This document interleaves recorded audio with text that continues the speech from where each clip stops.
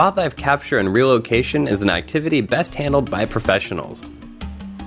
After all, wild animals are unpredictable and can do some serious damage if handled incorrectly. Experience and the right equipment also helps, especially if the animals in question are 2-meter Nile crocodiles. But there are none of these resources here at the local zoo in Lubumbashi in the southern Katanga province of the Democratic Republic of Congo.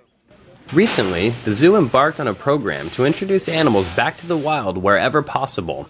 It's a conservation first for the province. Today, it's the turn of 2 crocodiles. We got 2 crocs here that have been raised in the zoo. They've been brought up from very young, very small. The problem with the zoo is they've got an excess of crocodiles, which we have to now start putting back into the wild. We have no professionals here to do this kind of thing. So we just called in the local people, helped us with the net, and it's not very professionally done, but we do what we can. And as you said, it's the first thing in the Congo to do something like this, to release animals in the wild. So this is just the start of a whole program of conservation there.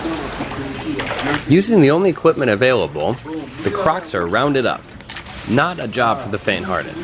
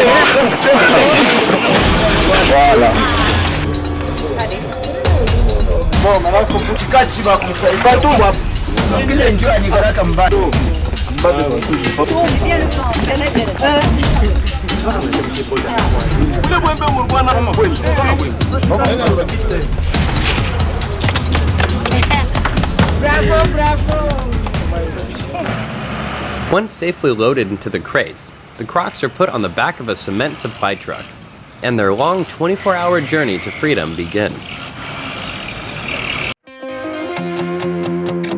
The next part of the journey is by river. The unusual sight brings the locals from the small village of Kiubo out to see what all the fuss is about.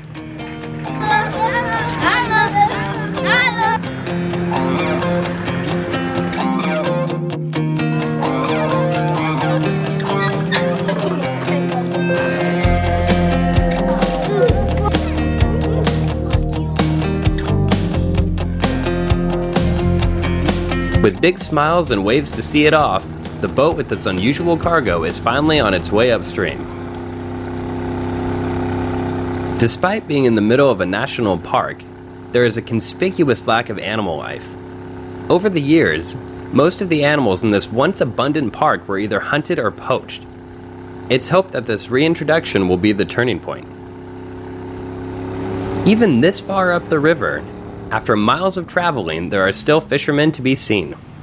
Of course, it would be irresponsible to release a crocodile near any kind of settlement where they could possibly harm anyone. And at the same time, crocodiles are seen as a food source. Finding a human-free release zone means the best possible outcome for the people and the crocodiles. Yeah, no, we've chosen this spot because it's, there's not many people around. There's still some fishermen up and down the river here. There's some very nice marshland. Got nice reeds. There's fish in the river. So this is a real crocodile habitat.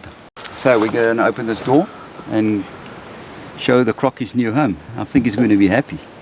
So let's do it.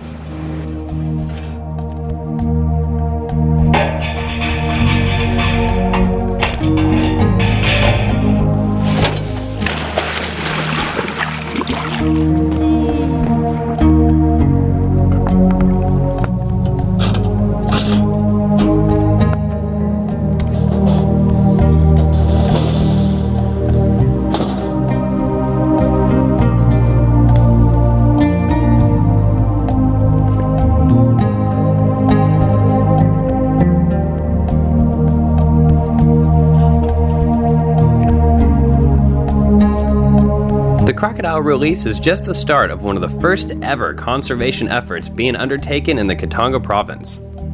It's hoped that this reserve will soon be restocked with other animals too, and the habitat be rehabilitated to its former state. Without even knowing it, these crocodiles are conservation trailblazers.